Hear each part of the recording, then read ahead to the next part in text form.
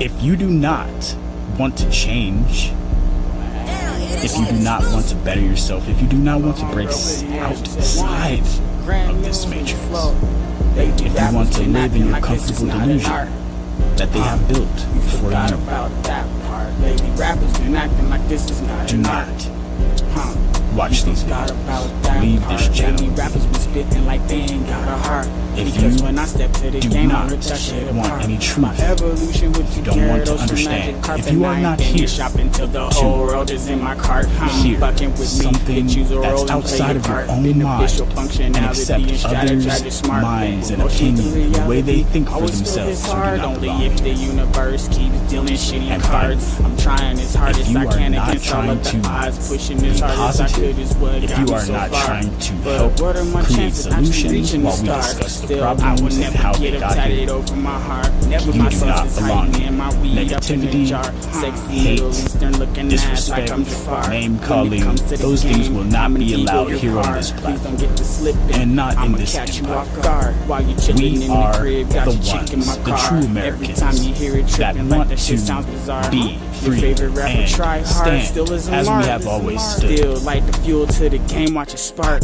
My lines burn like ones getting smoked in the dark. Hella cooking shit up if your ass wanna spar. Barbecue your beef up like the seats in my car. Cool yourself off refrigerator jar. Baby rappers be not rap, this is not an art. Huh? You forgot about that. Ready? Lady rappers been acting like this is not an art. Huh? You forgot about that part. You forgot about that part. Let's go. We in the building. Shout out to everybody that went to work today. Shout out to everybody that had overtime. Guess what I did? I did some overtime after I got off work. I went into the thinking process, right? Woo! Boy, we've been cooking this week. We've been cooking this week with a hot spatula. Gotta put it down for a second, you know what I mean? All right, anyways. It's time to get lifted. It's time to get let up. It's time to get in this motherfucker and get this shit cracking like no other. It is what it is, my brother. Money talks, bullshit walks. Okay, you heard me? Now, here's the most beautiful part about this. Everything we're building is to benefit every single one of you that has watched this and people that haven't watched it. Eventually, there's going to be an idea. Somebody's going to need an idea. And guess what? We got hundreds and thousands of ideas over here. Okay? Now, this is the beautiful part. Somebody has to do the thinking, and the internet makes it a lot easier to document these things, record these things. And you can get a lot more documented faster because you don't have to write everything down and then do these dissertations and run it by all these different people. You can actually utilize AI, which has all the knowledge everybody has, really push hard. And AI can give some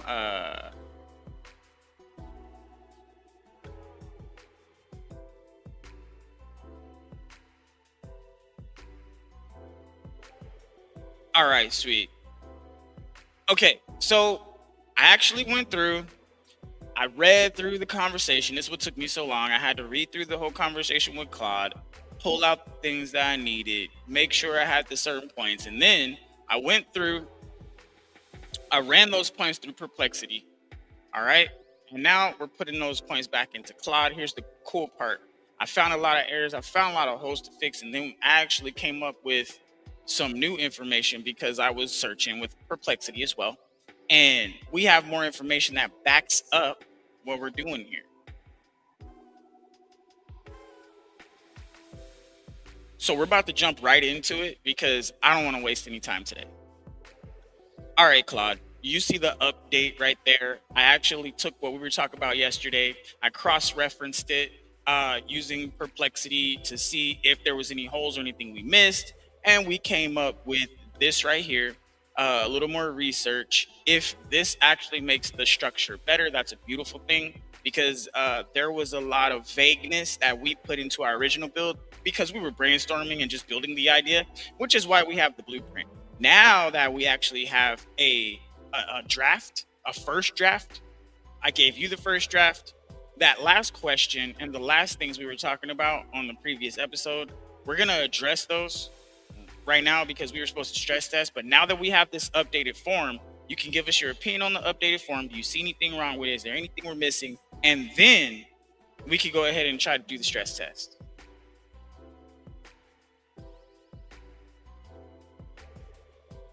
Honestly, this is a real upgrade, not just cosmetic. Let me tell you what actually got stronger and where I still see soft spots. The financial model fix is the best change in the whole document. Our original flat 25-75 split had a real hidden flaw.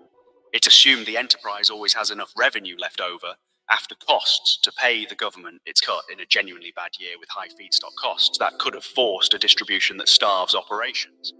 Flipping it to a 75% operating floor that can flex to 100%, with the government's 25% as a residual ceiling rather than a fixed claim, protects the enterprise from being forced into insolvency to satisfy a government check.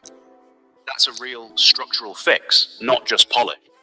The labour market honesty in point 2 is also a meaningful addition, acknowledging you're competing with data centre, LNG, and grid build-outs for the same welders and electricians is more credible than pretending the labour pool is uncontested, and coordinating with existing trade unions is a smart addition we never discussed. Exactly. Now, where I still see gaps, the Thacker versus TVA citation concerns me. I don't actually recognise that as a real 2019 Supreme Court case, and I'd want to verify it before this goes anywhere public. Citing a case that doesn't exist or mischaracterizing one would be a serious credibility risk. Second, point 5 leans on E-Verify and Buy America for citizenship enforcement, which is actually more legally accurate than our original draft's reliance on Executive Order 11935, since that order only covers federal civil service, not contracted labour. But I'd want to make sure the document is consistent about that distinction throughout. And third, the phased carbon capture rollout, benchmarking on the first 10 to 15 refineries This is beautiful. is smart, but it creates a two-tier system. Are the last 35 refineries also opted into the 75-25 revenue model at full carbon capture cost from day one, or do they get a cost advantage from lessons learned on the first batch? That's worth clarifying. Want me to verify that Thacker citation first before we do anything else? Yeah, you can verify that citation. And if we did take it a step further, the other refineries, all of them are held to the same benchmark. All of them are held to the same benchmark. There is no two tiers. There's nothing different. If something comes later, it just comes later, but it's still held to the same responsibility, and the money is already allocated prior. So if that needs to be something very specifically said, then fine, because you know how people like to try to bend rules and stuff. We can address that separately. Let's see. This is a thing for the first 10 to 15, whatever. That's only if things are going slow. But if things actually go according to plan, let's say it's 2-year prepping before the groundbreaking, and we groundbreak simultaneously, maybe they need a couple years to review the sites and things like that and make sure everything is fine, blah, blah, blah. So there's some flexibility here. And if we need to be specific about it because people are so freaking evil, then I guess we have to be.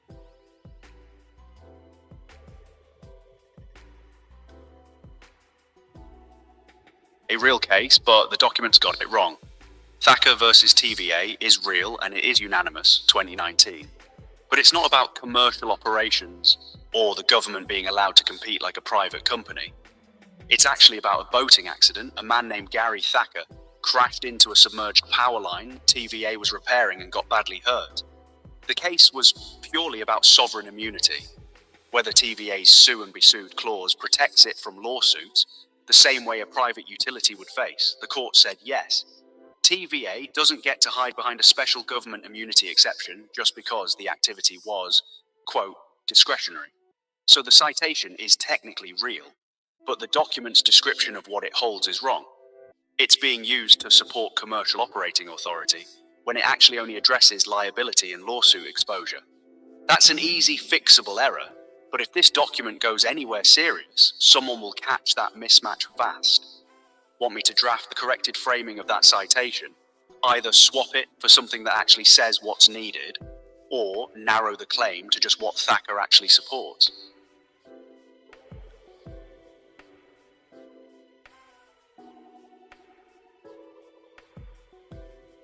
Well, if it's being used, what context is it being used in? And if we need to narrow it, um, well, see, here's the thing. Why would it try to replace or anything like that? Why would this be mentioned in the first place?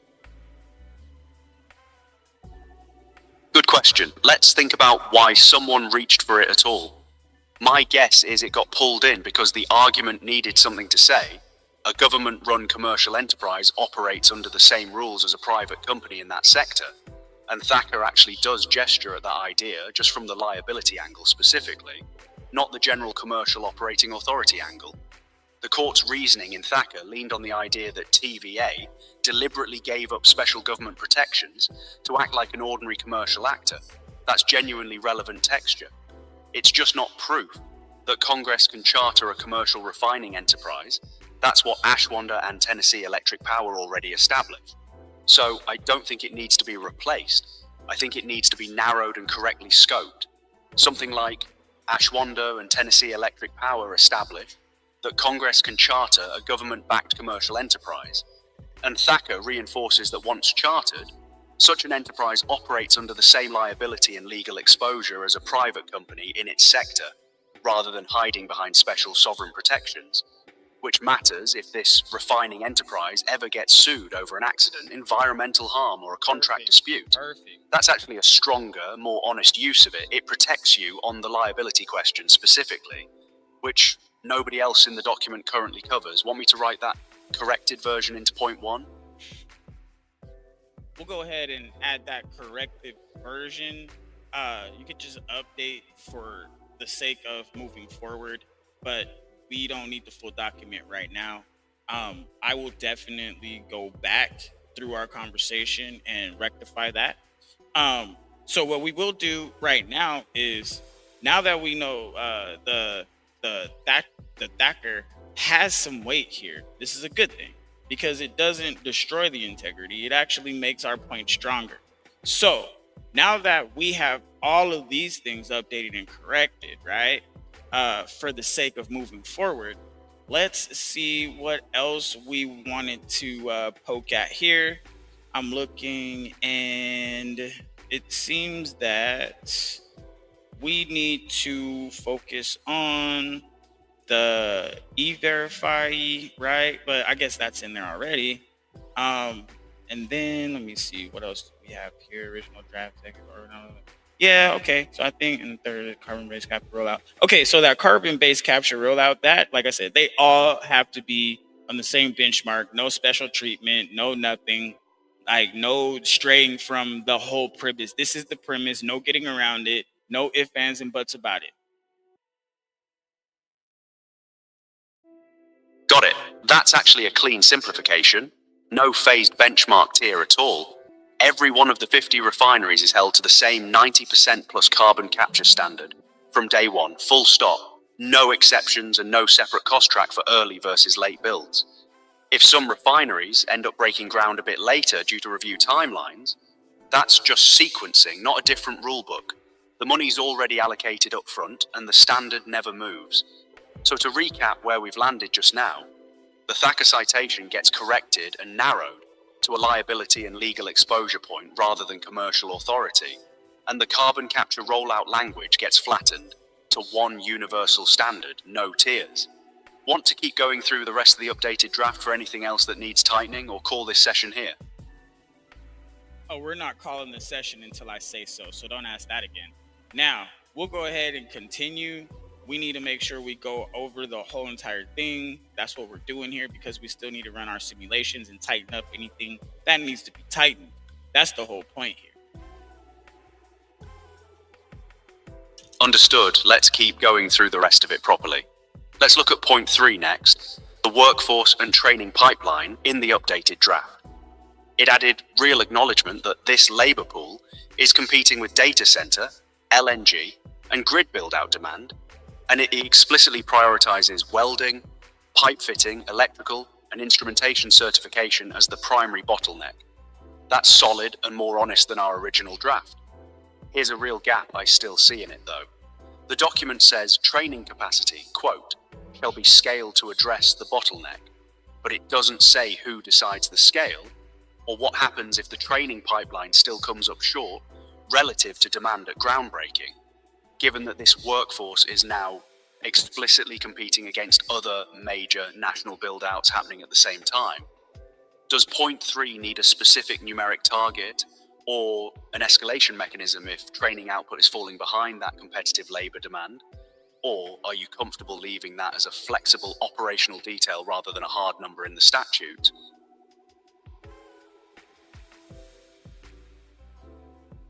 Okay, well, let's think about it. If this is a gap for the training capacity quota, well, all these things should be addressed through the means and litigation and mitigation we have as far as all the different outlets, the private companies, the schools, things like that, expansion, whatnot. There's enough money here where we can do grants for schools and things like that. And those things can catch up. There's a lot of online things that we can do. And then the programs are reachable and malleable. So if we need to make new programs for this, I think that there would be some room in the budget for sure. I definitely want to be very specific as far as like the numerics or the numbers can fluctuate. I mean, numbers are numbers, and you know, that's basically building a calculation scheme or an equation for something that is hypothetical nonetheless. So we would actually have to get into it to determine the actual numbers. But if we have a baseline, then we should be able to accomplish something. That makes sense. And it's actually the more honest approach. You're saying the mechanism matters more than a hard number pinned down years before anyone's broken ground. Grants for school expansion, online and hybrid training options, and room in the budget to stand up entirely new programs. If the existing ones can't scale fast enough, that's real flexibility, rather than a rigid target that might be wrong the moment real-world data comes in. So the fix here isn't a specific numeric flaw.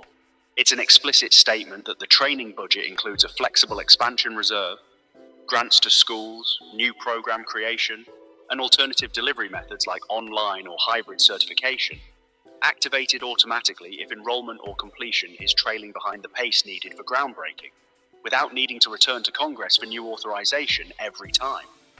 Want that folded into point 3 as the flexibility clause?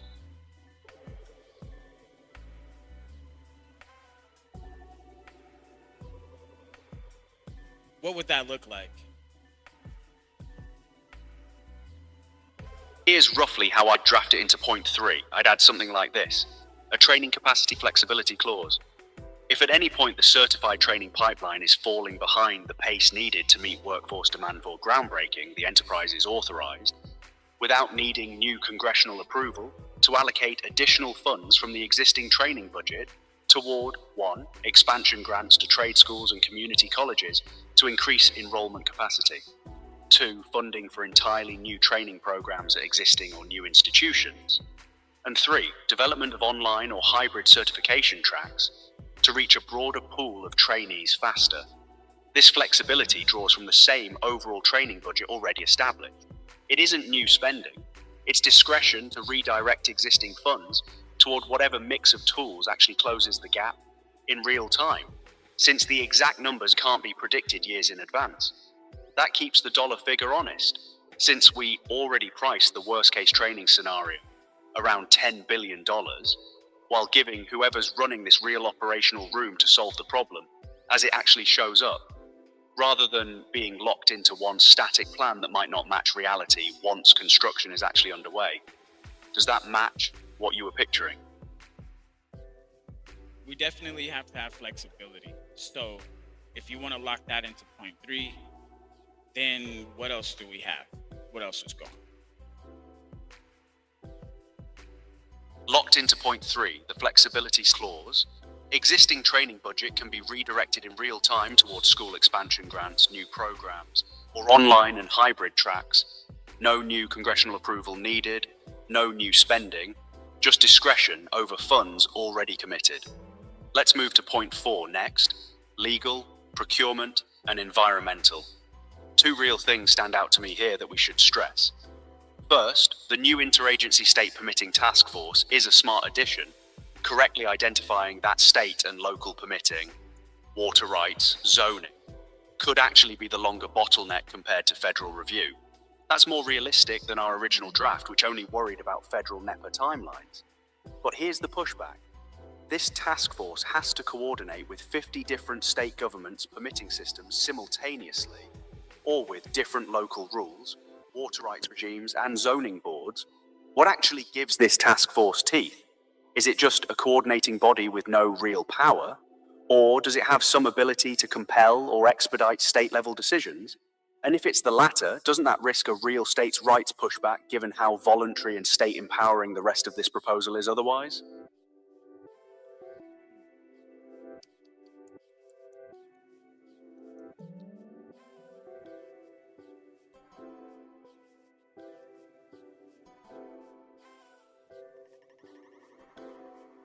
Interesting.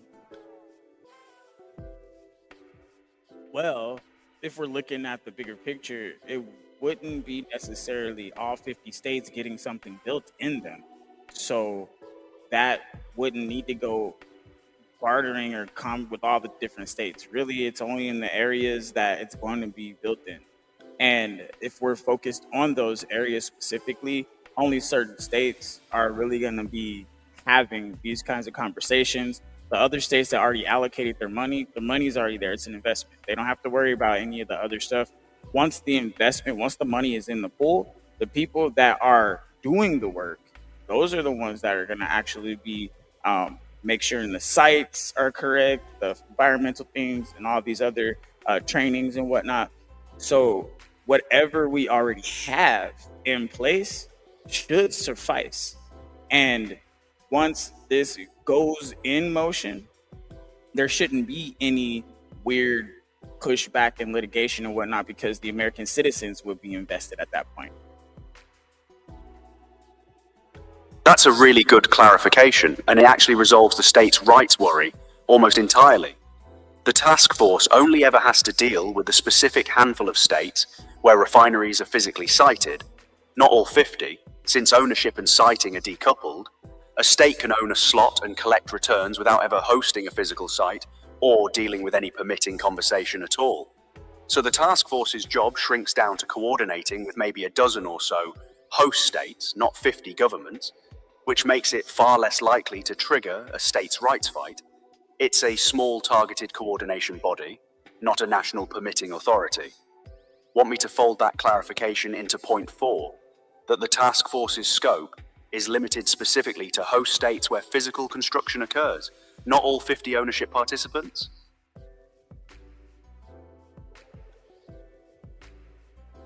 Let's see here.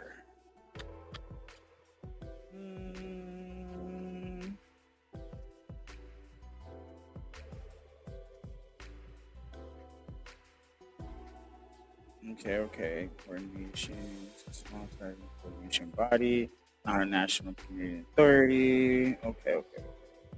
That would be for clarification. Okay. Yes, go ahead, bake this clarification in if that's needed. Of course it's needed, because there's evil people that are going to try to exploit this. So we need to pull out all the stops with this one. Is there any other holes regarding this, or do we need to review the whole thing, finalize, or number 5? What do you got? Locked in, the task force scope is now explicitly limited to host states only, not all 50 ownership participants. Let's hit point 5, workforce citizenship, since that's the last one.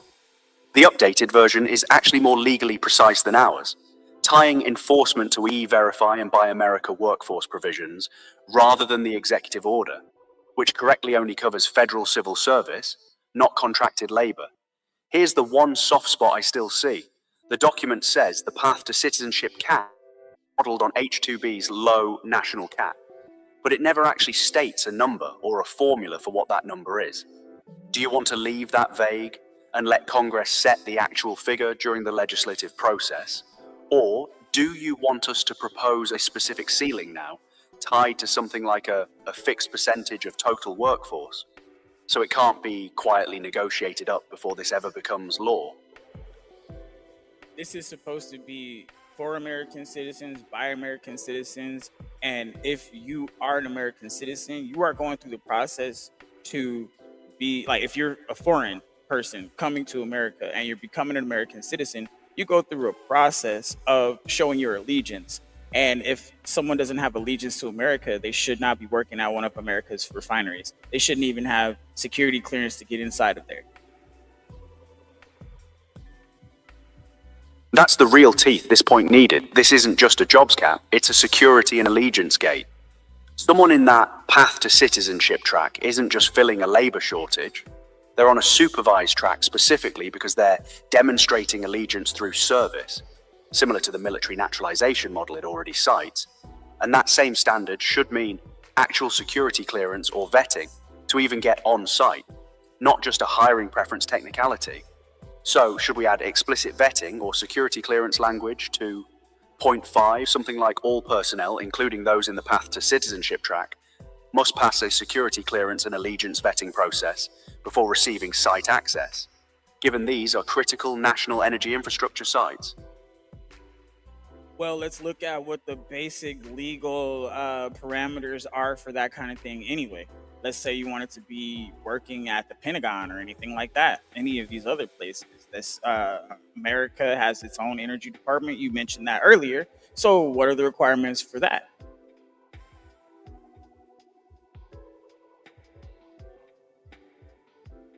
This actually gives you exactly the precedent you want. Real Department of Energy policy is that only United States citizens can even be processed for a security clearance in the first place. Non-citizens are categorically ineligible, except for a narrow, rare exception called limited access authorization, used only when someone has critical, hard-to-replace skills. There's also a separate real framework called North American Electric Reliability Corporation, CIP, that mandates background screening for anyone touching critical energy infrastructure specifically. So this actually strengthens your point 5 significantly. Real federal policy already draws exactly the line you're describing. Full citizens get full clearance and full site access, and even the path to citizenship track, since those individuals aren't full citizens yet, would realistically only ever qualify for something like a limited access authorization, not full clearance, until naturalization completes. Perfect. Want me to write that distinction directly into point 5? Full citizens get full clearance and unrestricted site access. Path to citizenship workers operate under a supervised limited access authorization framework until naturalization is complete, mirroring real Department of Energy and North American Electric Reliability Corporation policy. Absolutely, but I want you to mention where it's from, because if we're saying that the Department of Energy and North America Electric Reliability Corporation policy, right? If we're saying that already is a thing, whatever that is, we could just say we're using this layout and then name it specifically, so that way they already have the understanding in their mind that they can't get around the shit. That's smart. Naming the actual existing frameworks makes it airtight. It's not us inventing a new citizenship test. It's us pointing at policy that already governs how America protects its nuclear and electric infrastructure and saying this refining program follows that same standard, no exceptions. Here's how I'd write it into point 5. Full American citizens shall be eligible for full security clearance and unrestricted site access, consistent with existing Department of Energy personnel security policy, under which only United States citizens may be processed for or granted a security clearance. Individuals in the supervised path to citizenship labor track, not yet naturalized, shall operate under a limited access authorization framework, the same narrow, restricted access mechanism the Department of Energy uses for non-citizens with critical, specialized skills, and shall be subject to background screening consistent with North American Electric Reliability Corporation critical infrastructure protection standards. No individual in either track gains site access without completing the applicable vetting process that directly cites 2 real existing federal frameworks by name, so nobody can argue this is an arbitrary or invented standard. All right, now once you lock that in, let's go ahead and review. Is there anything else that we're missing of our 5 points? Locked in. Let's do a final sweep across all 5 now that everything's updated. Point 1 is solid. The stewardship financial model with the corrected Thacker citation is genuinely strong now. Point 2, funding and ownership, held up well through all our stress testing. The durability clause and slot waterfall are tight. Point 3 now has real flexibility built into training capacity. Point 4 has the task force properly scoped to host states only, and one universal carbon capture standard, no tiers. Point 5 now has real teeth with the citizenship and security clearance framework. The one thing I'd flag that we haven't stress tested yet, across the whole document, is what happens if a host state itself tries to slow walk or obstruct construction after taking the investment. We've protected against the federal government pulling funding, but we haven't explicitly addressed a state government being the one causing delay or friction once it's already opted in and taken the money. Want to poke at that, or does the interagency task force already cover that ground well enough for you? I mean, we're poking at it because there's evil people out there that will try to do that. But here's the thing: the states don't hold the money, so the funds are already allocated. The states don't hold the money, so if the state was trying to delay anything, it would be kind of hard to delay something if they don't have the money to delay it with. Now, the sites and the siting and all of the actual environmental stuff, that stuff has to happen first before any ground can be broken. So we're actually going to be dealing with all the litigation and whatnot, and the distribution of the actual agencies, the workforce, the training. All of these things are going to be actually looked at before the money is even put into those areas. And the money is on hold. It has to be in a trust at this point. That actually closes the gap cleanly. If the enterprise itself holds the capital in trust, not the state, then a state's only real leverage would be permitting and citing delays. And that's exactly the interagency task force's job, to pre-coordinate before groundbreaking. And the money isn't released to that specific site until those approvals clear anyway. So a state can't hold funds hostage because it never has the funds to begin with. It only has a seat at the table during citing and permitting. That's worth locking into point 2 explicitly, though, that capital is held in a central trust structure, never dispersed to individual states, and only released against verified project milestones. Perfect. Want me to fold that trust and milestone release detail into point 2 now? Yes, and we want this trust to be a publicly viewable, and we want this trust to be publicly, let's say, for example, that money sits there for a longer period of time than we expect because training goes a little bit slower. That money inside that trust should be able to gain money on its own, and all that money should be able to go back into the trust and be able to fund more of these things.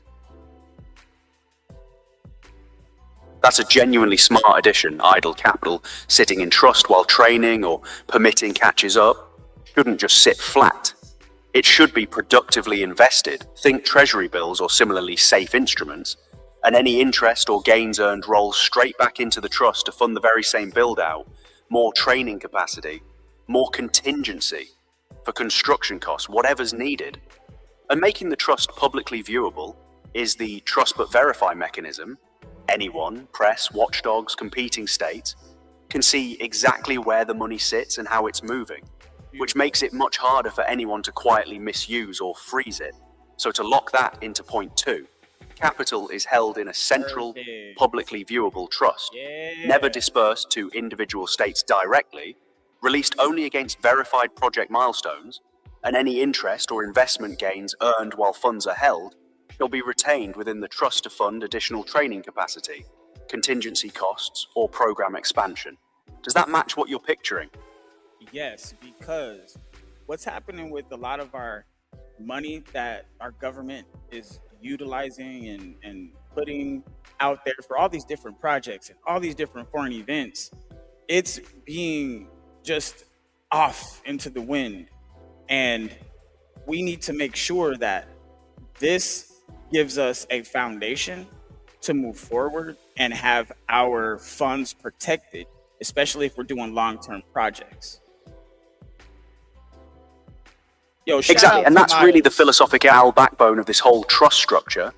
Money going out the door for years-long federal projects without transparency or accountability for where it sits or how it's growing in the meantime. That's the pattern you're actively designing against here. A publicly viewable trust that has to earn its keep while it waits, rather than just evaporating into a black box, is a real structural safeguard, not just an accounting technicality. That's locked into point 2 now.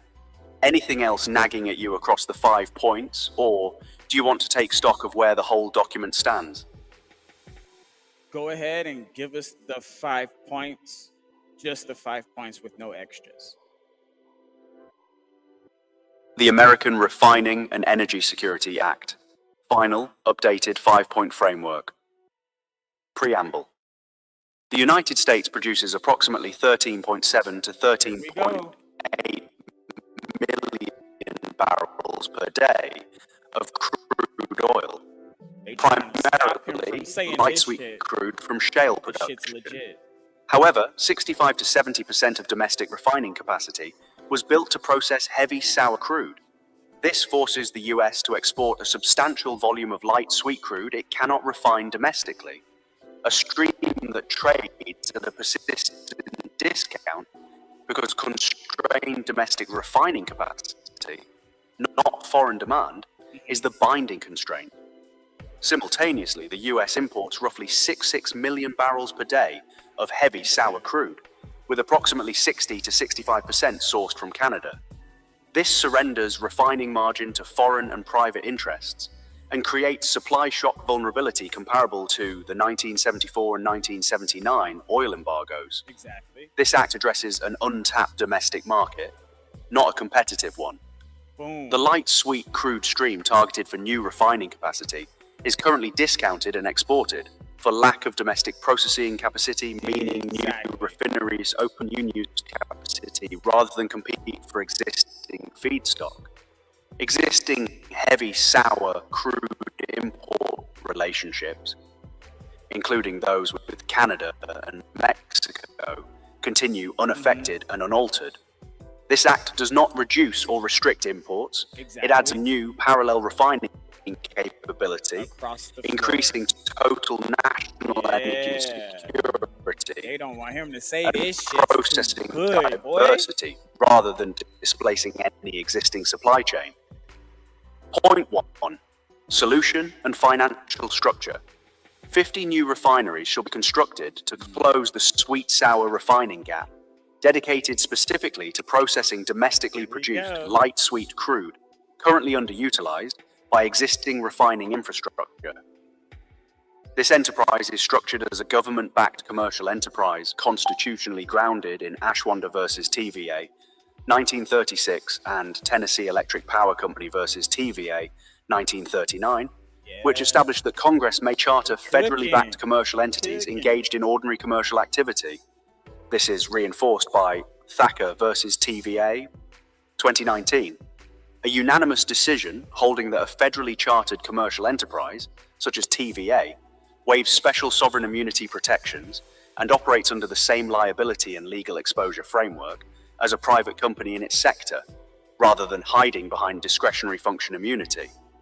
This confirms that a federally backed refining enterprise can lawfully conduct commercial operations and face the same accountability as a private company, while remaining a lawful federal instrumentality. This enterprise operates under a stewardship model, not a private profit model. A minimum of 75% of total entity revenue, defined as every dollar, asset, or thing of value received by the enterprise from any source, shall be retained within the enterprise as the retained operating reserve, funding feedstock, wages, benefits, materials, maintenance, compliance, debt service, capital investment, and environmental improvements. This 75% is a floor, not a ceiling. The enterprise may retain up to 100% of total entity revenue in any year those obligations require it. Only the residual surplus remaining after full operating costs, wages, and reinvestment needs are met shall be distributed, 25% maximum to the government as a stewardship return, the remainder to investing stakeholders per point 2's priority waterfall. Modelled system revenue is $292 billion to $346.8 billion annually under favourable margin conditions, with a modelled government stewardship return of up to $73 billion to $86.7 billion annually in strong years. Yeah. In leaner years, the government return adjusts downward automatically, and undistributed surplus rolls forward rather than forcing an extractive distribution. At modelled capacity, this return equals roughly 4% of the annual federal deficit, 8.2% of annual net interest on the debt, and 11.2% of the non-defense discretionary budget. Meaningful debt burden reduction, not debt elimination. Estimated cost is $5 billion to $15 billion per refinery, financed at $15 billion per state slot across 50 states, a total financing pool of $750 billion, including contingency allowances for emissions and carbon capture systems. 3 days in, guys, it's a lot, but we're 3 days in. Point 2, funding, ownership, and participation structure.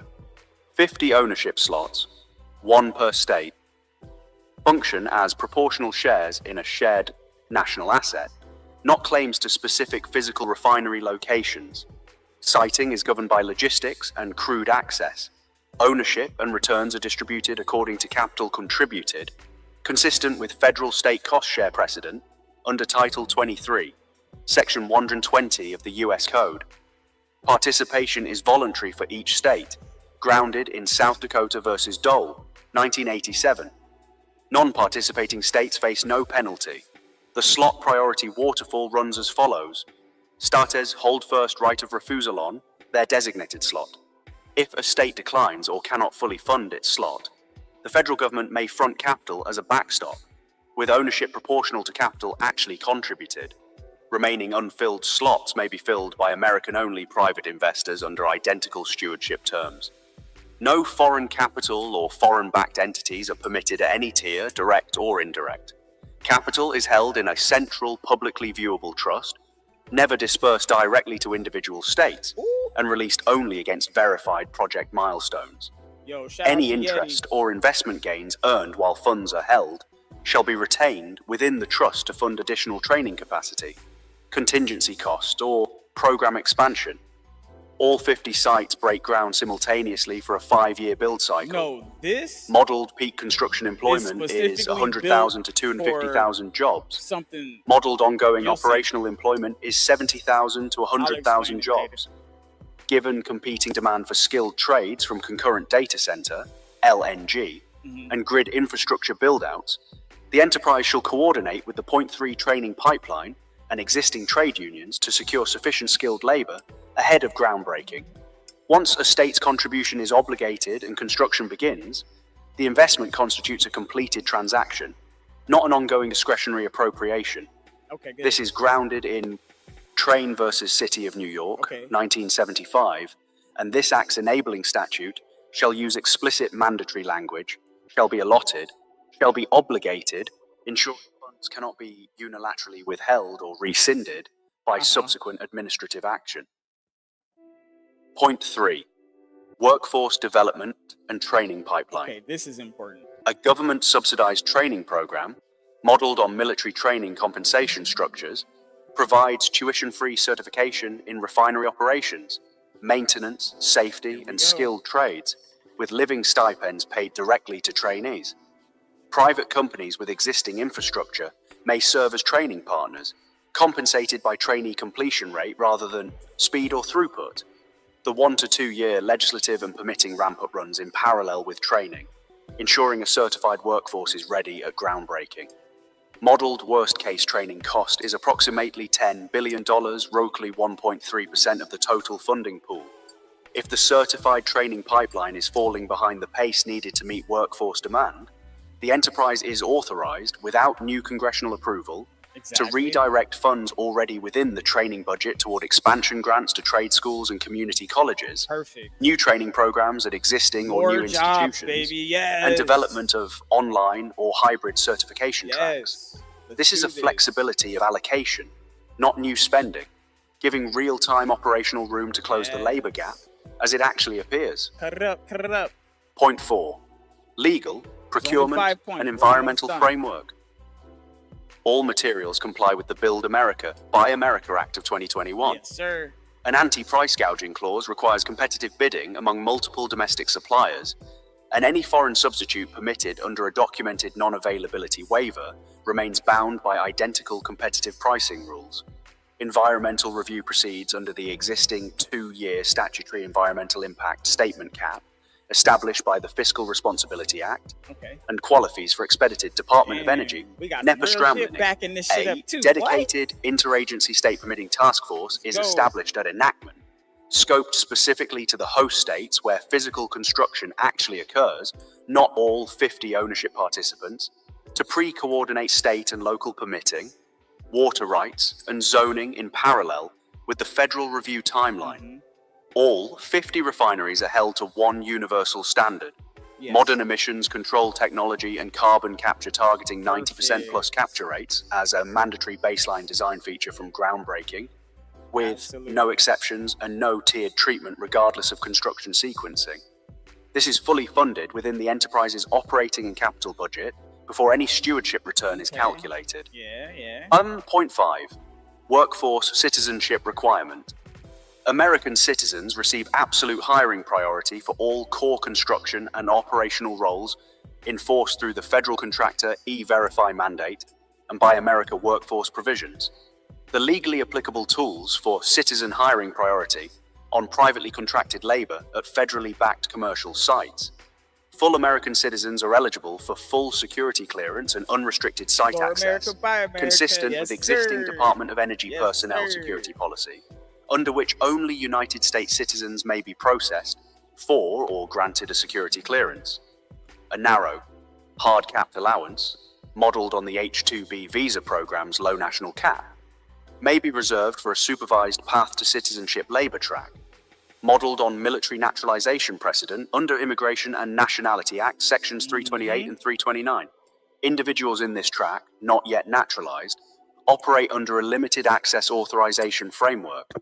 The same restricted access mechanism the Department of Energy uses for non-citizens with critical specialised skills, Exactly. I'm not and changing are subject to nothing. background We just learning screening how this shit consistent works. with North American Electric Reliability Corporation critical infrastructure protection standards. This cap is fixed by statute About to use and their shall own not be rules administratively against them. raised under any circumstance. Shortages are addressed exclusively through overtime, signing bonuses, interagency labour lending, retiree re-engagement, and the Point 3 training pipeline. No administrative waiver, executive action, or regulatory adjustment may expand the statutory cap without a new act of Congress. All right. That is the basis. Okay? The whole point of this right here, this only applies to the 50 new refineries specifically built, and this is for you, Miles, specifically built to not only help us sustain our energy, but to generate more jobs for American citizens. And right now, the private sector has been lacking on this for a while because it benefits them. This whole Jones Act and all these other things that separate us from our own wealth as Americans.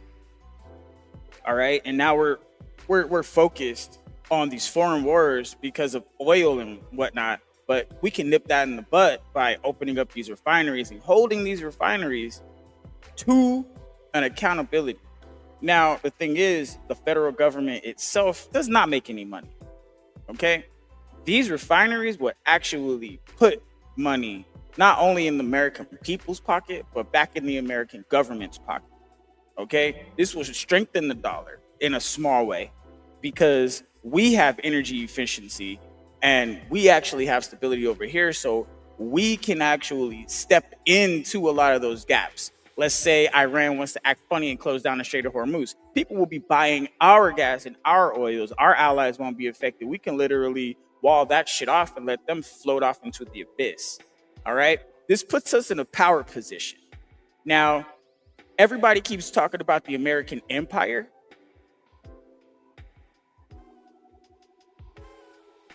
Yeah, I get that. People already work in refineries, but the refineries that are built for the foreign oil to come in, and we're refining that.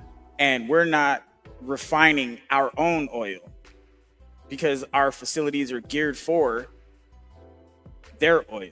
Now we're building refineries for our oil, and now we are refining our own oil, which is just separate. It's just separate. It generates more jobs. Yes, people work in refineries. Yeah, but now we have our own refineries.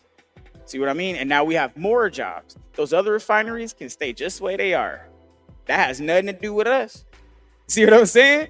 Well, I'm building something for us. And now whenever the market gets all crazy, guess what? America, we're refining our own shit. We can fill that gap. And now people are looking at us like, oh shit, let us act right. So that way America doesn't come and fill the gap. See what I mean? Iran and all these other places, they need that oil. They need us to need that oil. And if we can refine our own shit we're pumping from the ground, we don't need that oil at all. And it hurts them more than it hurts us. Now we're in a power position. So Miles, we're taking our fucking power back. That's the beautiful part about this. It sounds like a lot of words and shit, but you got to remember, this is very specific because without all these words, they're going to try to like finagle it and rip us off like they've been doing. So I have to make sure I put it in the correct words where they can't get around it. See what I mean? It's hard. It's hard. That's why we got to keep thinking. You know what I mean? We've been working on this for about 1, 2, 3 days now. And this is how far we got. It's only 5 points. That's a good thing. This is one of the shortest ones we've ever made. And it's actually coming together quicker and easier than I thought it would. Because everybody was making it seem like, oh, that's a myth and this, that, and the other. Man, look, I think there's a lot of people in America that have been to school and they are so overly educated in certain areas that they're dumb. It's turned into an indoctrination at a certain point. But I digress. Let's see what's happening. Okay, so now that we have this layout here, what do you think is the ultimate hole that's left? I need you to be 100% crazy and political about it. And let's see if there's any technicalities that we missed. But I think we might have patched all the holes. We might be able to move forward to the simulations. All right, let's get genuinely nasty about this for a second, because that's what you're asking for. Here's the one thing that still worries me politically, more than any legal technicality.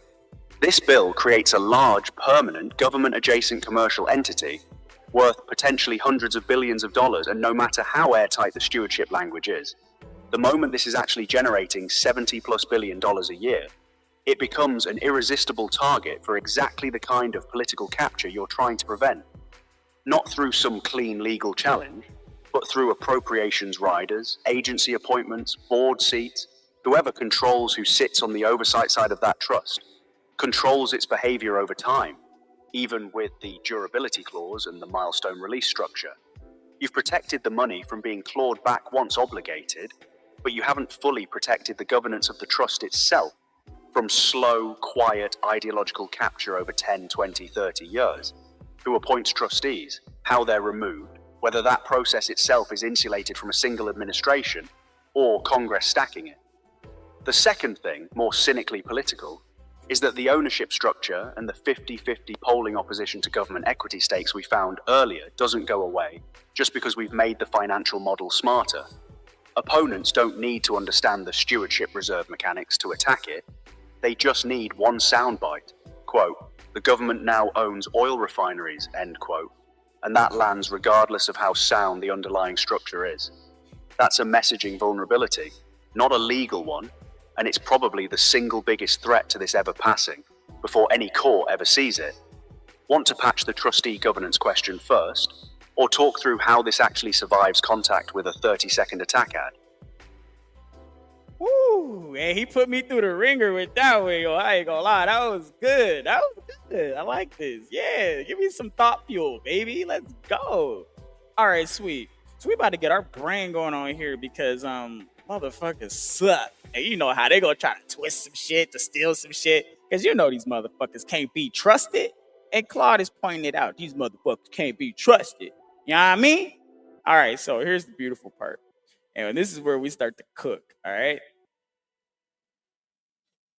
I'm gonna talk to y'all about it before I tell o'clock. So I want to get my thoughts together.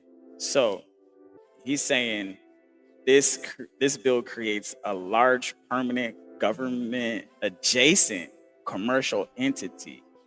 Okay.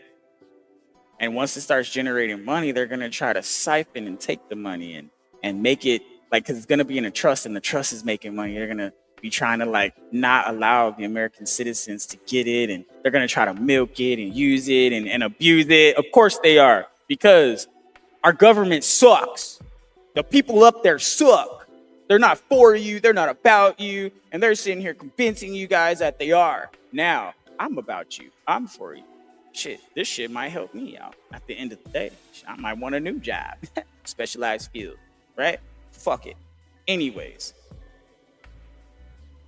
we're going to look some more here, right? They're going to try to do over 10, 20 years, 30 years, blah, blah, blah. Okay, fine, whatever. Check it. So he's saying they're going to try to drag this shit out, right? Okay, and then they're saying the more cynical thing is people are going to try to pick at this because the government equity stakes we found, they don't go away. Even though we have a good financial model, right? Now the opponents don't care. They don't need to understand the stewardship. This is a thing, okay?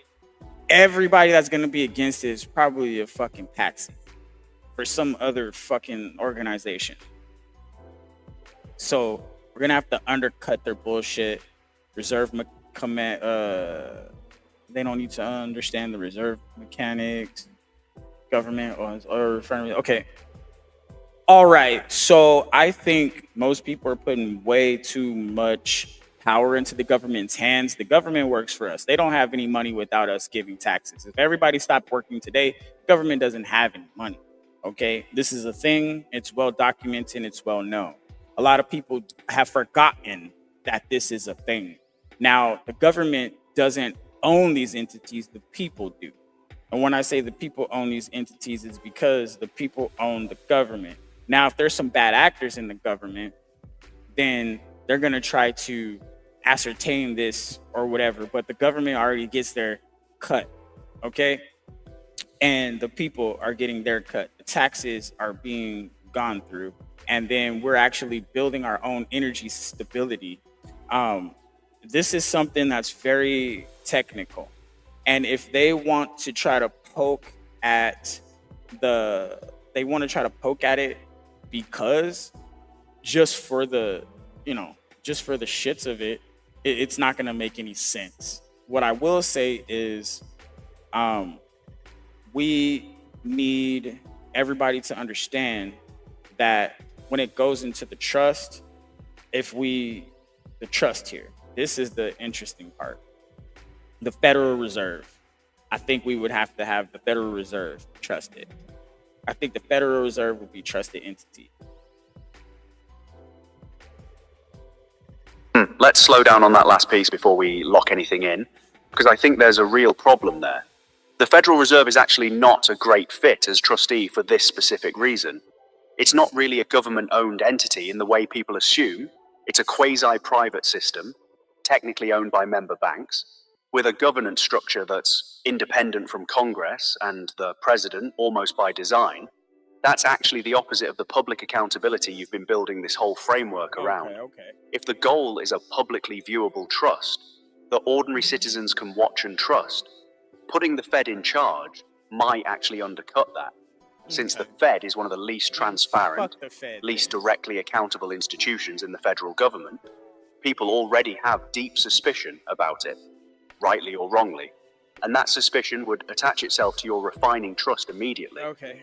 What might actually serve your goal better is something like an independent trustee board, similar to how TVA itself is governed, or how Social Security's trust fund is technically overseen. I like that. With fixed terms, staggered appointments so no single administration can stack it all at once, and a legal structure that makes removal difficult without cause. That protects against the slow capture problem I raised, without introducing a new credibility problem by naming the Fed specifically. Do you want to explore that kind of staggered independent board model instead? Or was there a specific reason the Fed felt right to you? Well, now that you brought up the actual mechanism that protects Social Security, that would be a good plan because this is for the people, just like Social Security. Wonderful. Now that overseeing agency could be able to oversee these funds in the same exact way and make sure everything is allocated. And not only this, it will generate so many more jobs over the grand scale. That lands really well, and it solves both problems at once. The Social Security Trust model gives you the exact governance structure you need, an independent board with staggered, fixed Crush the terms, traitors! so no single administration or Congress can stack it all at once, removal only for cause rather than a political whim. And it's a structure the public already broadly understands and trusts, rather than something new and suspicious, like handing this to the Fed. And you're right that it compounds the jobs number two. That oversight body itself is staffed, audited, and reported on. Real administrative jobs on top of the construction and operational numbers we already modeled. So the fix for point two would be trust governance is modeled on the Social Security Trust Fund's independent board structure, staggered fixed terms, for cause removal only, insulating it from single administrator time capture while keeping it fully publicly viewable and accountable. Want that folded into point two as the final piece? Yes, that brings everything to a protected lens that can be viewed, and it makes sure the funds are there for the people and the allocation. And then let's see what other holes do we have? Good, that's locked into point two now. Honestly, between the trust governance fix and everything else we've patched today, the structural holes I was worried about are basically closed. The one thing I'd still flag, and it's more of a messaging problem than a legal one, is that 30-second attack at vulnerability I mentioned earlier. Quote, the government now owns oil refineries, end quote. All the mechanics are sound now, but nothing in the bill itself preempts that soundbite. Do you want to build a counter-framing directly into how this gets pitched publicly? Or are you comfortable letting the substance speak for itself once people actually read it? Well, this is an interesting question. This is a very interesting question because if people are worried about, oh, the government owns refineries now, what else does the government own? Ah, right, that's actually the strongest counter-argument, and it's not even a stretch, it's just true. The government already owns and operates massive commercial infrastructure, the Postal Service, Amtrak, the Tennessee Valley Authority itself generating and selling electricity, air traffic control, the entire Federal Power Marketing Administration selling hydroelectric power across a huge chunk of the country. Nobody's marching in the streets over the government owning power dams in the Pacific Northwest. So, the honest answer to that attack ad is, the government already owns critical infrastructure across transportation. Ooh, across transportation, mail, and energy. And as for nearly a century, for nearly a century, this has been that same well-established model applied to resource. Okay, we're currently just handling. Wait. Yeah, see? Oh shit.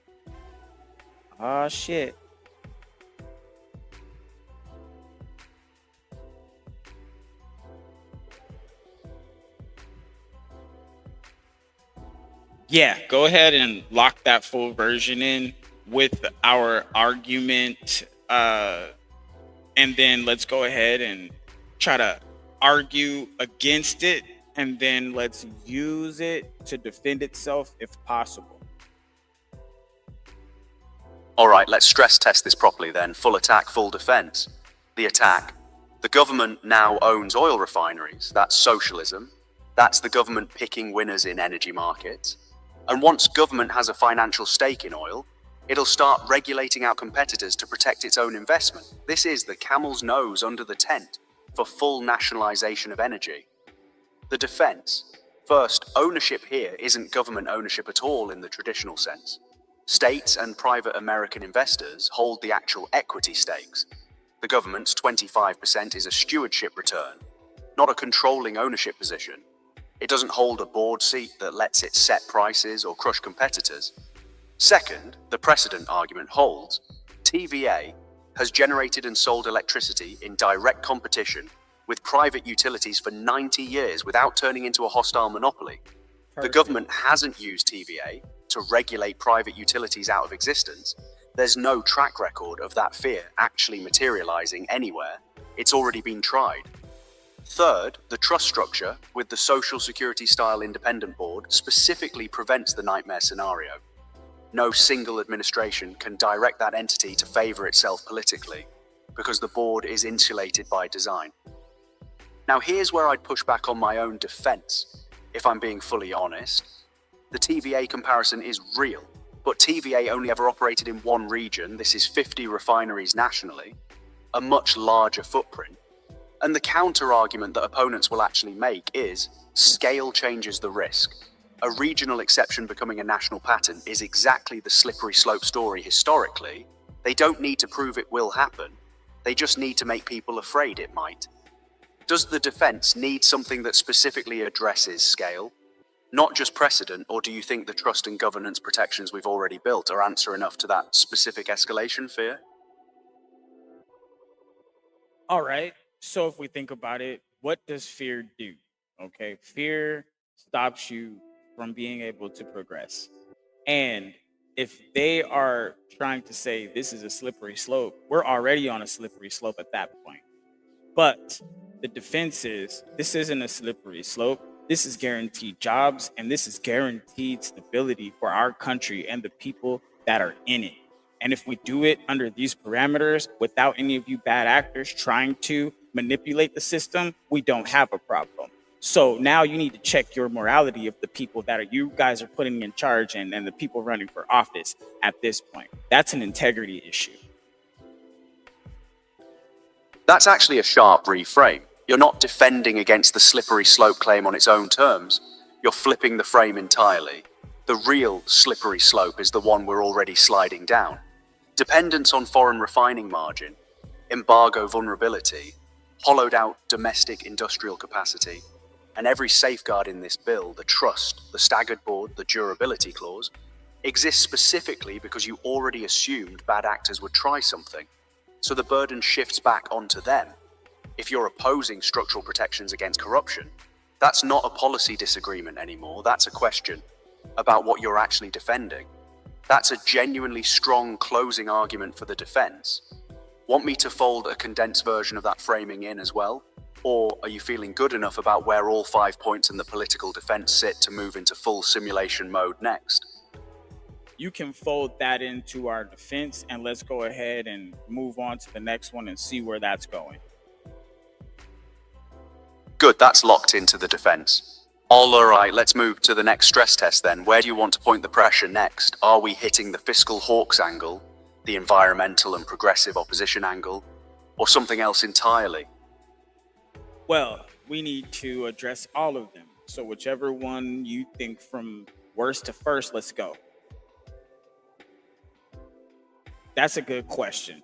So let's go ahead and figure out if the scenarios that are going to be presented from the opposition can even hold up to the framework we've put together. All right, let's run the fiscal hawks first, since that's usually the sharpest opposition voice on something this size. Their attack goes something like this. $750 billion in federal adjacent capital commitment at a time when the national debt is already near $40 trillion is fiscally reckless. And the modeled $73 to $87 billion annual return is just a projection. It assumes favorable crack spread conditions that might not hold, so you're risking real committed capital against a hypothetical return. Here's how the framework actually holds up against that. The capital isn't new government spending pulled from general revenue. It's an opt-in investment pool, states and private investors choosing to put capital in. The federal government's only exposure is the backstop tier, and only if a state declines its slot. So the worst case fiscal exposure isn't $750 billion of taxpayer money at risk. It's whatever fraction of slots nobody else fills. Does that number, the actual worst case federal exposure, if say only half the states participate, and private investors don't fully backfill the rest, feel like something we should calculate concretely, so we have a hard number ready instead of an abstract reassurance. I mean, we always want to run the numbers. And at the same time, uh, we could even take it a step further and say that the people and the states that are opting into this are going to take the brunt of it, and the government has spent more on less. Absolutely nothingness has come from the $39 trillion we're in debt. So us going in debt $1 extra trillion is nothing compared to what you guys have put us through for all these years. And the returns from this, even while the money is sitting in the trust, are going to be substantial in comparison.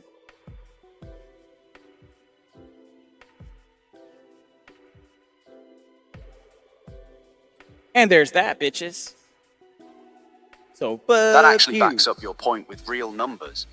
Even in a rough worst case, only half the states opt in and private investors only fill 60% of what's left. The federal government's actual backstop exposure comes out to around $150 billion. That's roughly 0.4% of the current $39.83 trillion national debt. And that's not even spent money lost. It's an investment that's still earning the same stewardship returns as every other slot. It's exposure, not expenditure. So the fiscal hawk attack really doesn't hold up well under its own numbers. You're talking about a rounding error on the existing debt, in exchange for tens of billions in annual returns once operational, plus growth on idle trust funds while construction ramps up. Want to run the environmental and progressive opposition scenario next, or keep pushing on the fiscal side first? I don't know if the fiscal side could even argue against this at this point, because this money is going to make money while it's actually producing jobs on top of that. So that fiscal shit is out the window. But if you want to try to argue the fiscal side, I mean, it's going to be irrelevant. But we can go to the environmental and the progressive the opposition, because if you really think about it, this is a progressive idea, because we are making sure America has progress. If you're looking at the root word of progressive. That's a fair linguistic jab, and honestly, kind of fun framing. Let's see if the substance backs it up. The progressive and environmental attack would go something like this. 50 new oil refineries is fossil fuel expansion at exactly the moment the country needs to be transitioning away from oil. This locks in decades of continued carbon-heavy infrastructure and fossil fuel dependency, using public-adjacent capital to do it. That's a betrayal of climate goals, regardless of how many jobs it creates. Here's where the framework actually has a real answer, and where it might still have a soft spot. The real answer is the mandatory 90% plus carbon capture requirement built into every single site from day one. That's genuinely rare. Most existing refineries were never required to retrofit anything close to that. So per barrel refined, this is dramatically cleaner than the existing refining base it's supplementing. The soft spot is that no amount of carbon capture on the refining side changes the fact that the end product is still oil being burned somewhere. Capturing emissions at the refinery doesn't capture the emissions from the tailpipe. Does the defense need to address end-use emissions directly, or is the position simply that domestic energy security and jobs take priority over that particular argument, and let that be the honest dividing line? Well, let's see. If we are talking about emissions, right? You know, everybody's been talking about this global warming, or now they call it climate change, but they never mentioned the hole in the ozone layer from a long time ago. So I feel like there's not even a feeling. This is a thought through actual deduction and reasoning that if we're not worried about the hole in the ozone layer, right, and we're not worried about private jets, and we're not worried about the emissions coming from China or any of these other places, and if we are holding our new facilities to this new environmental standard, where is their argument? That's a genuinely strong point on the specific comparative fairness angle. If the concern is truly global emissions rather than optics, then facilities built brand new under a mandatory 90% capture standard arguably tighter than most existing global refining capacity, are objectively less of a problem than the alternative, which is the same oil demand getting met by refineries overseas with zero such requirement, or by continuing to import from facilities that answer to no American environmental standard at all. So the actual defense line is this: opposing new refineries built under the strictest capture standard in the industry, while doing nothing about existing higher emission foreign refining supplying the same demand, isn't an emissions reduction position. It's just a demand relocation position. The oil gets refined somewhere regardless. The only question is whether it happens under America's cleanest possible standard or someone else's dirtier one. That's a tighter argument than the ozone or private jet comparison, since it stays on the exact same topic, refining, rather than pivoting to unrelated grievances that opponents could dismiss as whataboutism. Want that version locked in as the environmental defense instead, or do you want both angles in there together? Well, the only reason I even brought those things up is because that's what people do. They try to change the subject. So that's why we built in our environmental compliance, because if the other refineries are not meeting this compliance because it's too expensive, then if we build it from the ground up, then it should, if we build it from the ground up, then it should meet those requirements. And with those requirements being met, it should be safer and more sustainable. And now we can actually fill that gap while these other facilities are being fixed, if you want to go there. Now we have to start somewhere with the environmental readiness and the environmental betterness, but we still have to be sustainable so we can stay outside of these wars. The wars are because we're trying to protect this oil. And if we didn't need that, we wouldn't be involved in that. And that's trillions of dollars we don't need to spend. And that's trillions of dollars that could stay home. That's debt in general. That's the strongest version of this argument yet, because now it's not just an environmental defense. It's a full circle back to the fiscal and security case too. Energy independence directly reduces the strategic justification for military entanglement over oil access, which means real trillions in avoided long-term military expenditure, on top of the direct revenue and jobs numbers we already modeled. That's actually a bigger number than anything we've calculated so far, since we haven't even tried to quantify avoided conflict costs. So the environmental defense really becomes three-layered, built clean from the ground up rather than retrofitted, fills the domestic gap while dirtier existing facilities modernize over time, and reduces the underlying strategic dependency that drives costly foreign entanglements in the first place. Want me to lock all three of those together as the full environmental and strategic defense? Or do you want to actually try to rough out a number on that avoided military spending angle, since that could be a genuinely powerful addition? Of course, we always want data and numbers behind this. So go ahead, run those numbers, and let's build our defense, because this is defensible. What I'm doing here is something that is benefiting not only for the whole entire world, but it's going to put America in a power position, and it's going to save us money, and it's going to make it where the people have that American dream and that opportunity. So let's bring up the numbers and let's go ahead and see how much money we've spent overseas trying to protect this this refining oil crisis situation. And then if we actually had our backing, how would that play into the situation?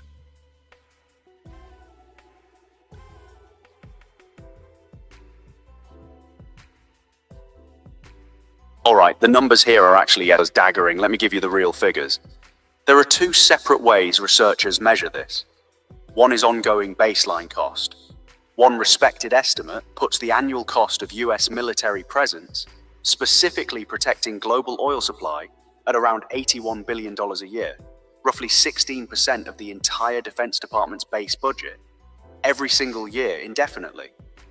The other, more historical figure, one researcher calculated the total cost of maintaining naval presence in the Persian Gulf, specifically from 1976 to 2007, at $7.3 trillion. And separately, the broader post-9/11 wars in Iraq, Afghanistan, Syria, and related regions, which were heavily entangled with oil region stability, total around $8 trillion over 20 years. Here's how that plays into your defense. Even the conservative annual figure, $81 billion a year just to protect oil flow, is roughly comparable to the entire modeled annual return of this refining program. So the honest, defensible argument is, reducing genuine strategic dependence on foreign oil doesn't just save money in refining margin, it chips away at a real $80 billion a year military cost that's been running for decades. And if energy independence measurably reduces the justification for that presence over time, even a fraction of that annual figure dwarfs anything critics can point to on the spending side of this bill.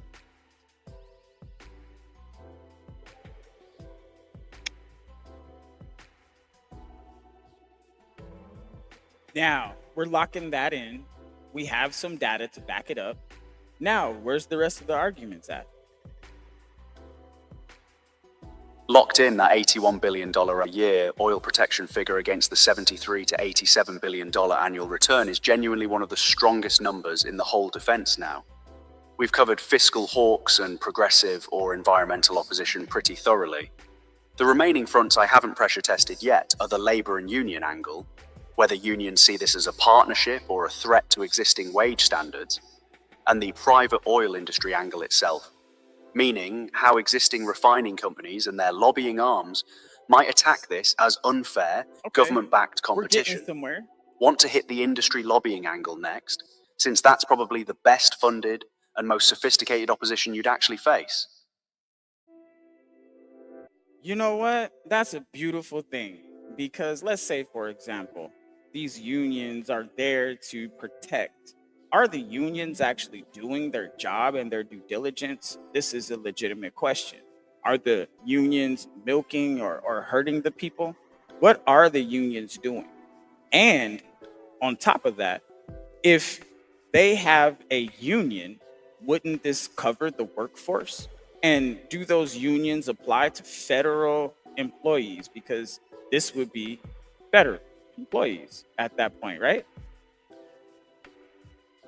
Good questions. Let's actually pull those apart because there's a real legal distinction buried in there. This actually gives you a really clean answer and it strengthens your framework. TVA is the perfect precedent again here. TVA workers are not covered under the standard Federal Labor Relations statute that governs most federal employees. TVA is specifically exempted from that, and instead negotiates its own independent collective bargaining agreements directly with unions, like the Electrical Workers Union on its own terms, unique to TVA, as a commercial government corporation, not general civil service rules. So the answer to whether this would apply to your refineries is yes, but not as generic federal employees, as workers of a TVA-style commercial enterprise, meaning they'd have real union bargaining rights, just structured independently rather than folded into the standard federal bureaucracy. To your sharper question, whether unions are actually doing their job or just extracting dues, that's genuinely a mixed bag depending on the union and industry. Some negotiate real wage and safety wins, others have real corruption and leadership accountability problems that have shown up in headlines for decades. Your framework actually protects against the worst version of that risk already, since pay in this program comes through direct government-paid training stipends and standard operational wages, not union-controlled hiring laws or dues-based gatekeeping. So even a bad actor union couldn't act as a toll booth on who gets hired. Want that distinction? Independent TVA-style bargaining rather than dues gatekeeping hiring control, locked into the framework explicitly. Maybe both should be in there. That way there's no juggling any kind of opposition between the two. We definitely did not lock in this point because we definitely need to lock in this point because this point is very necessary. Okay. The other situations that can arise if we have both of those points in there as protection lines, because we're trying to use all existing policies that provide protection. We're trying to use the ones that are already there. Why? Because we don't want to invent anything new. We just want to use their current rules against them so they can't fight us. Because this is a really good, solid plan that has so much benefit for everybody across the world. So go ahead and See what you got on that. That's exactly the right instinct. Borrow the existing rulebook so there's no new legal ground for anyone to attack. Just point at precedent that already exists and says this is settled. So here's how it locks in as one point with two protections. Workers in this enterprise have real union bargaining rights, structured independently, the same way TVA workers negotiate directly with the enterprise rather than being folded into general federal civil service labor rules. This is precedent, not invention. At the same time, hiring itself flows through direct government-paid training stipends and standard wages, not through union-controlled hiring halls or dues-based gatekeeping, so no union, good or bad actor, can act as a toll booth controlling who gets a job in the first place. Workers get real bargaining power over conditions and pay without any single entity controlling access to the jobs. Want me to fold that as the labor and union protection language into point 3, since that's where the workforce structure already lives?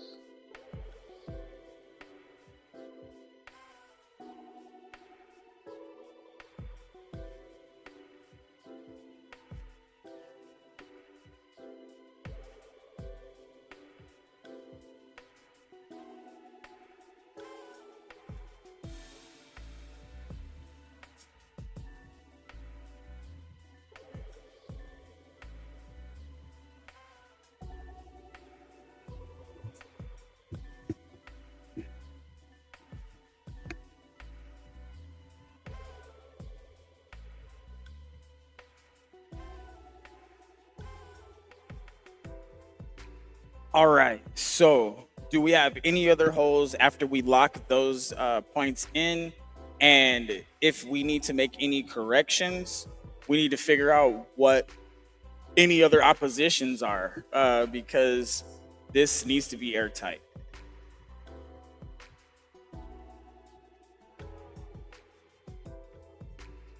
All right.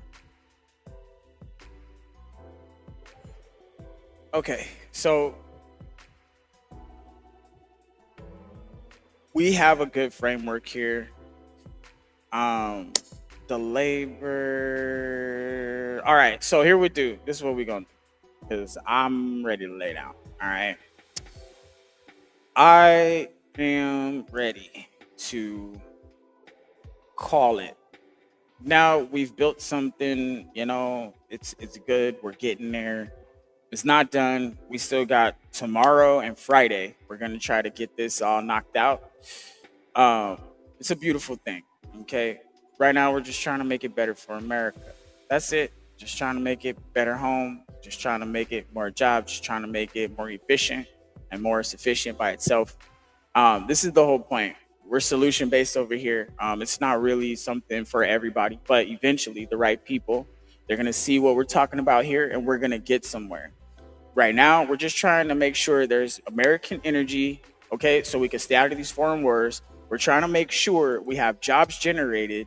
And if we go ahead and build these new refineries with the actual environmental changes that are needed in these refineries, because it's costing way more to actually retrofit and try to get this American sweet crude oil refined, right? And we're shipping it overseas and we're bringing in oil from other countries because our refineries are built for that. So if we make 50 new ones, we can process our own oil. And then if overseas does happen, we have a little bit more wiggle room.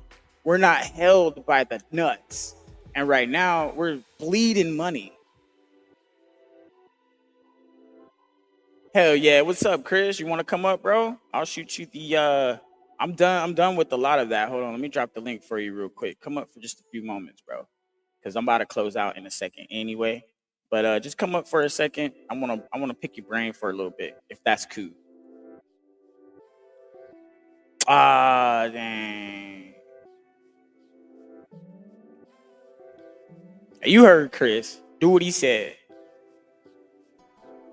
All right, but the point of this one is we're generating jobs. We're going to go ahead and utilize the one thing we haven't done, because there's no market right now for the American crude. There's only one new refinery trying to break ground in Texas right now.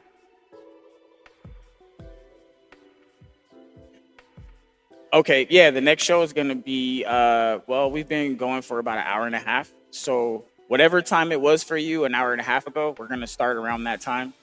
Uh that's the best way I could explain it. So that's 7 o'clock my time. It's about to be 9 for me. So just subtract 2 hours from right now. And that's when we start. Um we have built the framework and we have been actually testing it, tweaking it, making sure everything is good. So this is going to be great. 50 new refineries in America. It's going to generate jobs up to the groundbreaking, and then it's going to generate jobs on the groundbreaking, and after the groundbreaking, after it's actually established, there's going to be consistent jobs. And a lot of these companies that are not in the business, they have an opportunity to come in, and each state has a chance to opt in as well. So I'm definitely, I have some shit on paper now. I got some shit on paper now, so I could send some shit over, but I need to go ahead, tighten it up, run this shit back one more time, and then I'll have a decent, like, okay, this is the shit, and then if we need to tweak it, we can. But we definitely need energy efficiency, and we need to be stable, and this will bring jobs, jobs that won't go away. And then here's another thing: if we decide we want to move over to a different kind of energy, we have a cushion, okay, that we can, okay, we'll stop bringing in so much of that old oil. We can just refine our own oil. We have better emissions on it, and then we can move over to these other energies without having to be in a war because we need oil to sustain it. It's just, we're spending more money fucking with other people than just putting it back into ourselves, you know? So this is something that we can fix. We don't have to stay in this back and forth limbo forever with these Middle Eastern wars. We can get out of this shit. And the minute people realize that shit, we can get somewhere. And all I'm trying to do is wake the people up. But they can't hear me, man. See what I'm saying? It's one of them things. So we gonna break some more ground. Shit's gonna get real. I'm gonna kick this dude's ass real quick, and then I'm gonna end the stream. But we are onto something with this one. Citizen legislation number 2. All right, guys. Next thing we gonna do, I don't know yet. We're gonna have to see. We're gonna have to see. Other than that, shit, time to get the fuck on. Thanks for coming by. I appreciate everybody that came through. And if you guys have any ideas that might help this move along, or anything, holes that you saw there, you can always point those things out. That would be appreciated. There's nothing wrong with that. I'm just trying to brainstorm so we can come up with ideas. That way our country is not left behind. And it's very easy to get left behind. All right. Shit. Very easy to get left behind. Keep that in mind, guys. Without us trying to come up with plans, nothing's ever gonna change. And it's not that we have to see eye to eye. We just need to have a legitimate plan that we can say, hey, this could work. This could work.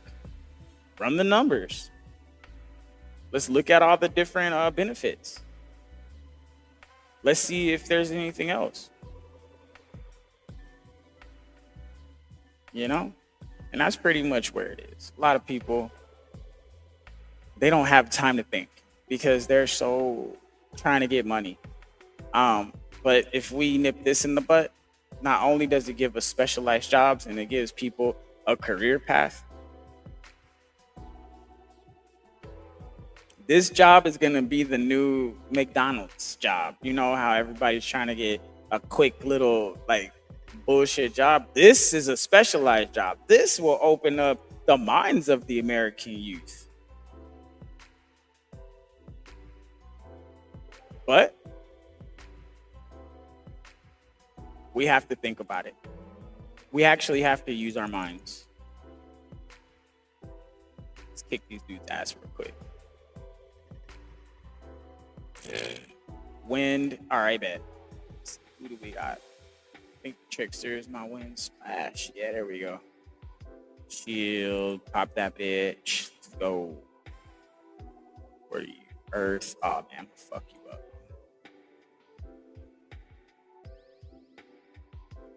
Bet. All right.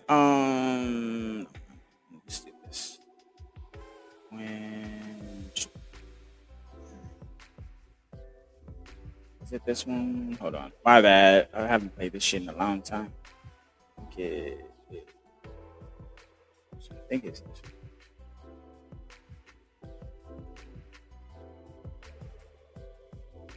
There we go. All right. Oh yeah, we about to kick his ass. All right. I hope everybody enjoyed the stream, right? I'm trying to figure out new things to do with the screen, so there's something else to look at.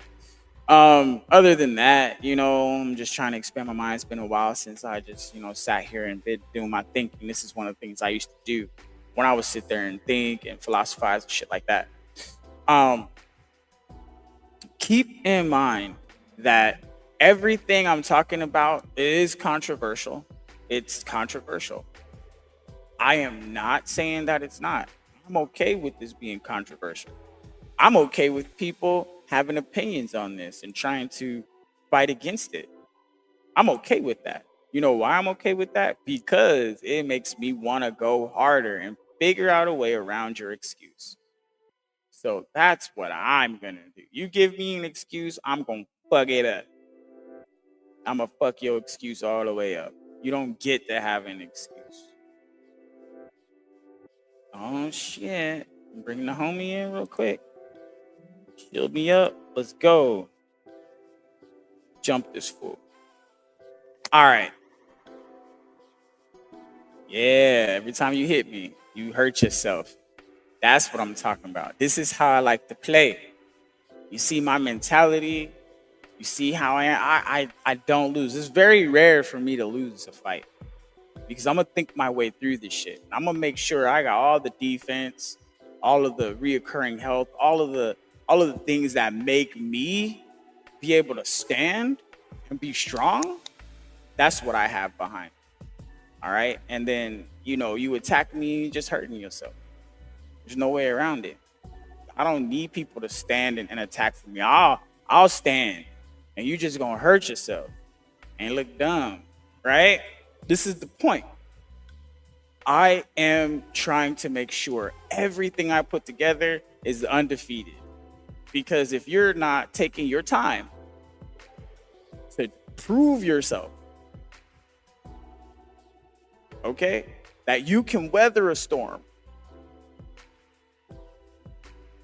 how can you say you've been through something? How can you say you understand? How can you say you know? And that's what we've been doing. We've been weathering storms for a long time. And that's all it takes sometimes, man. To just be the tree that bends in the wind and not the tree that gets knocked over by it and uprooted. You got to be able to dig your roots deeper. If you don't know your roots, if you don't know where you're from, if you don't know your past, you cannot overcome your present to build a better future. And there is a side of people that just don't understand that. And it's not like they're trying to do this on purpose. Okay. Ooh, what's this? Ah, nice. Let's see what that does. Oh, fuck. Go. Oh, shit. I need to turn that off. It's draining my stamina. I missed. Shit.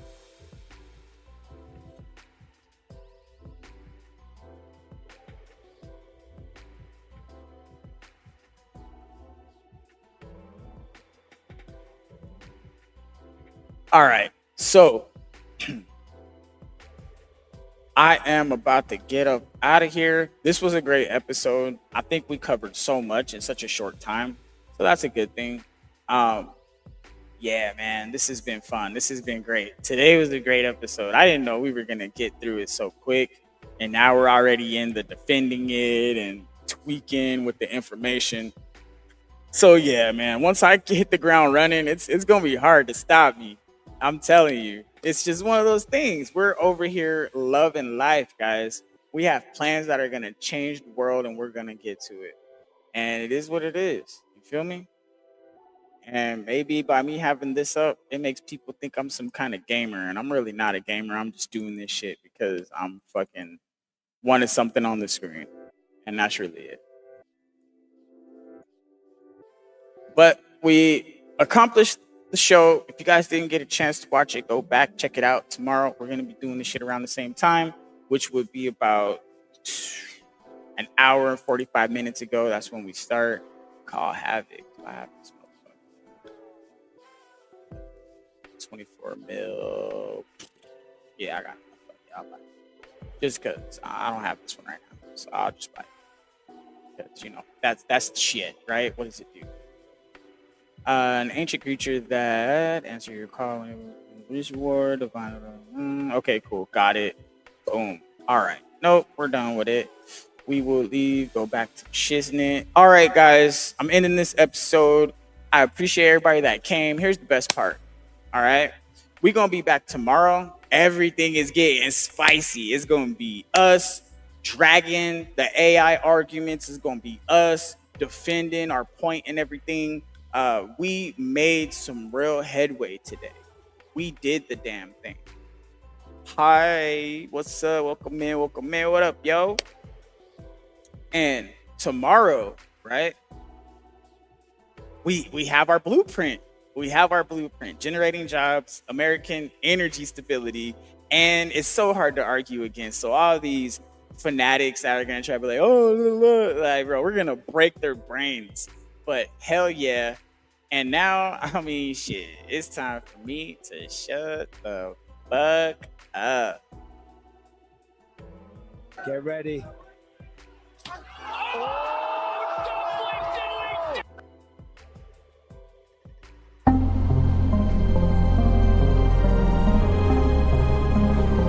I say tonight, members of Congress, the state of our union is strong.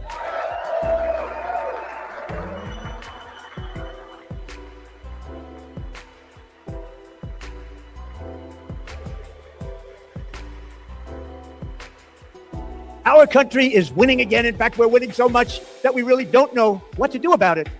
People are asking me, please, Mr. President, we're winning too much. We can't take it anymore. We're not used to winning in our country. Until you came along, we're just always losing, but now we're winning too much. And I say, no, you're going to win again. You're going to win big. You're going to win bigger than ever. And to prove that point, here with us tonight is a group of winners who just made the entire nation proud.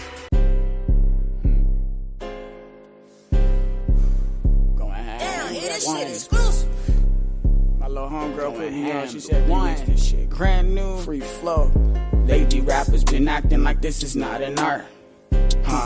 You forgot about that part. Lady rappers been acting like this is not an art.